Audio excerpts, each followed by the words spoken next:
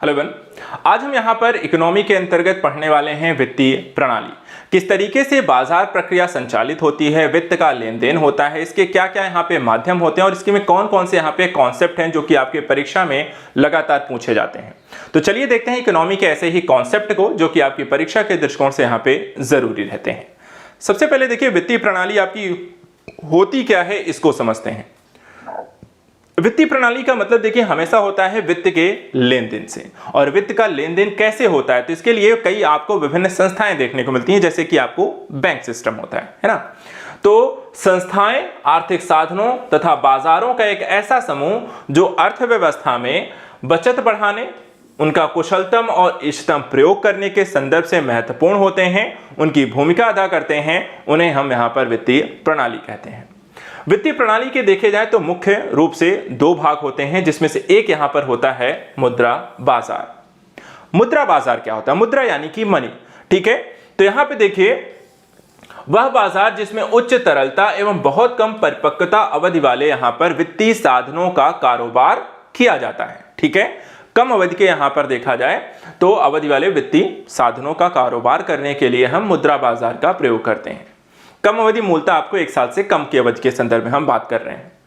इन साधनों के द्वारा रिजर्व बैंक जो होता है अर्थव्यवस्था में तरलता की मात्रा को नियंत्रित करता है। तरलता की मात्रा का मतलब है कि मार्केट में बहुत ज्यादा मनी यानी सप्लाई, मुद्रा की सप्लाई ना होने पाए ना बहुत कम होने पाए, इतनी रहे कि मुद्रा जो है बाजार जो है वो आसानी से यहां पर गति करता रहे, उसमें ना तो बहुत ज्यादा इन्फ्लेशन की स्थिति होने पाए ना ही वो मंदी की स्थिति में चला जाए।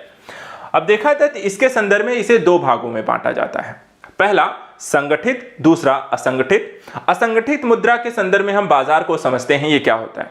असंगठित मुद्रा बाजार हमेशा एक ऐसा मुद्रा बाजार होता है जिसकी गतिविधियां जो होती हैं वो विनियमित नहीं होती हैं, जैसे कि चिटफंड, स्थानीय देशी बैंकर, साहूकार, ये सारे के सारे जो होते हैं वो असंगठित होते हैं। इनका कोई तंत्र नहीं है, इनके लिए कानून नहीं है, इनके लिए यहाँ पर कोई सरकारी ढांचा नहीं है। ये सब अपने स्तर पे कोई भी यहाँ पर लोग चला सकते हैं और इस तरह की व्यवस्था को हम असंगठित कहते हैं। दूसरी तरफ होता है संगठित मुद्रा बाजार। संगठित मुद्रा बाजार क्या होता है?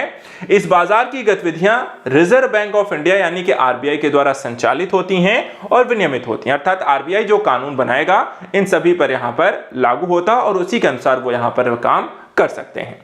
तो इस तरीके से इस बाजार के विनियमन के साधन जो होते हैं वो क्या क्या हैं वो भी पता होना चाहिए कि अगर संगठित मुद्रा बाजार यहाँ पे संचालित हो रहा है तो ऐसे कौन कौन से साधन होते हैं या आरबीआई के कौन कौन से रूल्स हैं जिसके माध्यम से बाजार तरलता रूप से चलता रहता है। जैसे एक होता है जमा प्रमाण पत्र, ठीक है। एक कॉन्सेप्ट आपसे पूछा जाता है कि सर्टिफिकेट ऑफ डिपॉजिट का मतलब क्या होता है। तो इसका मतलब हमेशा ध्यान रखिएगा, इसे बैंक अपने ग्राहकों को अधिसूचित अवधि के लिए निर्दिष्ट स्थिर पर ब्याज दर अपने तत्कालिक धन की कमी की पूर्ति के लिए यहां पर जारी करता है। यह विनिमय तथा विपणन योग्य होता है और अखिल भारतीय वित्त संस्थाओं के द्वारा 1 से 3 वर्षों के लिए बैंकों के द्वारा 7 से 364 दिनों के लिए यहां पे आपको जारी किया जाएगा, ठीक है। तो यहां पर देखा जाए बैंक के द्वारा सबसे पहले जमा प्रमाण पत्र जारी किसके द्वारा किया जाएगा, तो बैंक के द्वारा और अपने ग्राहकों को सूचित किया जाता है। कितने वर्ष के लिए? 1 से 3 वर्षों तक के लिए हो सकता है और देखा जाए तो ये 7 से 364 दिनों तक के लिए यहां पे जारी किया जाएगा। और देखा जाए तो विनिमय की कर सकते हैं, अर्थात जिस व्यक्ति को यहां पर बैंक ने दिया है वो यहां पर दूसरे व्यक्ति को भी से दे सकता है। तो इस तरीके से यहां पर मुद्रा बाजार चलता रहता है। सरकार बैंक जो होती है वो आपको विनिमय पत्र, जमा ऑफ सर्टिफिकेट, कोई चीज आपने जमा की है, ठीक है, उसके संदर्भ में यहां पर कोई प्रमाण पत्र मिला है, उस प्रमाण पत्र के माध्यम से आप वित्त की प्राप्ति कर सकते हैं, अपना निकाल सकते हैं एक तरीके से इस व्यवस्था को। दूसरा एक होता है ट्रेजरी बिल। ट्रेजरी बिल क्या होता है? एक अल्प अवधि की प्रतिभूतियां, ठीक है, अल्प अवधि की प्रतिभूतियां, सिक्योरिटीज, और जिसके माध्यम से सरकार यहां पर उधार लेती है। तो ट्रेजरी बिल हमेशा ध्यान रखिए सरकार के द्वारा उधार लेने का एक प्रपत्र है और इसे निष्का निर्गमन जो होता है सरकार के लिए यहां पर देखा जाए तो आरबीआई के द्वारा किया जाता है, सरकार स्वयं नहीं करती है, ठीक है। सरकार जो होती है आरबीआई के द्वारा यहां पर, या आरबीआई जो होती है सरकार के लिए जारी करके सरकार के लिए वित्त की व्यवस्था करती है। कितने दिन के लिए होता है ट्रेजरी बिल? तो देखा जाए तो 91 दिन, 182 दिन और 364 दिनों के लिए ट्रेजरी बिल आपको जारी किए जा सकते हैं, अलग अलग समयावधि के लिए जारी होते हैं। इसके साथ साथ सरकार के लिए अल्पावधि निवेश के रास्ते यहां पर आपको देखा जाए तो ट्रेजरी बिल के माध्यम से खोले जाते हैं और एक तरीके से यहां पर बैंकिंग संस्थानों के एसएलआर जरूरतों में देखा जाए तो ये मदद भी करते हैं। तो दो हो गए, एक तो ट्रेजरी बिल हो गया, एक जमा सर्टिफिकेट हो गया। इसी तरीके से दो और हैं, जैसे कि वाणिज्यिक पत्र होता है, कॉल मुद्रा बाजार होता है। वाणिज्यिक पत्र का मतलब क्या होता है? एक असुरक्षित अल्पकालिक ऋण का साधन जो निगम और वित्तीय संस्थाओं के द्वारा अपनी अल्पकालिक जरूरतों को पूरा करने के लिए यहां पे जारी किया जाता है। ठीक है, तो यहां पे देखा जाए तो ये भी एक ऋण का साधन होता है।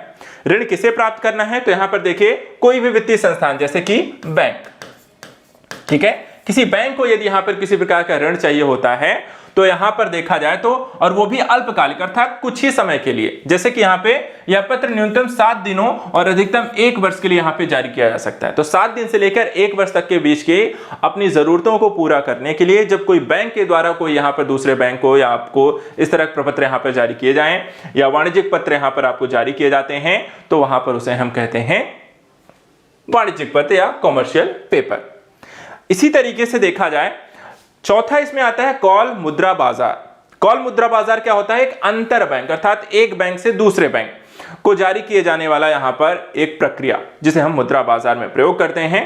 यह एक दिवसीय धन का लेन देन होता है, सिर्फ एक दिन के लिए।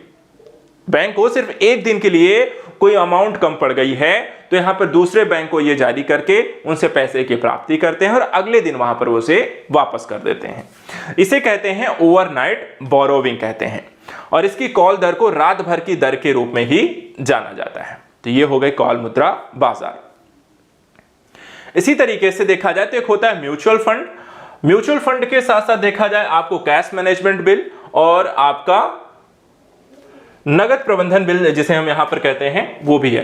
अब देखा जाए तो यहां पर कुछ और चीजें यहां पर हम देख लेते हैं, जैसे कि कॉल मुद्रा मनी के संदर्भ में इस बाजार से उधार प्रतिभूतियां बिना प्रतिभूतियों के भी यहां पर आपको लिया जा सकता है। यहां से अधिकतम 14 दिनों के लिए उधार लिया जाता है और लेकिन दरें जो होती हैं वो आपको भिन्न भिन्न हो सकती हैं, जैसे कि अनुसूचित जो बैंक हैं, वाणिज्यिक बैंक हैं, सहकारी बैंक हैं, इन सबको यहां पर आपको इसके माध्यम से आप ऋण ले सकता है। LIC, GIC, UTI, IDBI, NABARD केवल ऋण आवंटनकर्ता के रूप में ही यहां पर आपको कार्य करते हुए दिखाई देते हैं। म्यूचुअल फंड्स के बारे में आप लगातार न्यूज में काफी सारी चीजें सुनते होंगे, है ना, एडवर्टाइजमेंट देखते होंगे। म्यूचुअल फंड्स क्या होते हैं? देखिए म्यूचुअल फंड्स जो होता है वो पेशेवर रूप से प्रबंधित निवेश योजना है, ठीक है, प्रोफेशनल्स के द्वारा यहां पर आपके इन्वेस्टमेंट को देखा जाता है। म्यूचुअल फंड्स जो कि आमतौर पर परिसंपत्ति प्रबंधन कंपनी के द्वारा चलाया जाएगा, अर्थात कोई ना कोई यहां पर एसेट कंपनी होगी जो कि यहां पर आपको इस सारी प्रक्रिया को यहां पर संचालित करती है। या लोगों के पैसे का निवेश जो होता है या तो स्टॉक में करते हैं या बॉन्ड में करते हैं या किसी प्रकार की सिक्योरिटीज में यहां पर आपको करते हैं।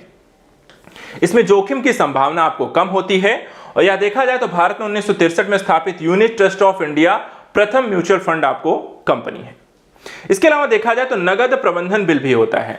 यह अल्पावधि बिल है जिसका उपयोग केंद्र सरकार की तत्कालिक धन की कमी को पूरा करने के लिए किया जाता है और इसकी परिपक्वता अवधि होती है 91 दिन, अर्थात यहां सिर्फ 91 दिनों के लिए यहां पर आपको मार्केट में जारी किया जाता है।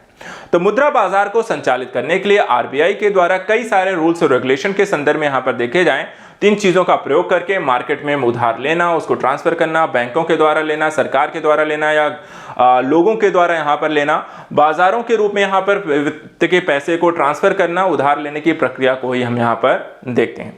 तो आज हमने यहां पे इकोनॉमी के संदर्भ में कुछ विशेष कॉन्सेप्ट को यहां पर देखा है। इनको अच्छे से एक बार पढ़ लीजिएगा, रिवाइज कर लीजिएगा, एग्जाम के लिए यहां पर ये जरूरी है। नेक्स्ट वीडियो में ऐसे कुछ और यहां पर कॉन्सेप्चुअल चीजों को लेकर डिस्कस करेंगे। Thank you so much and good luck.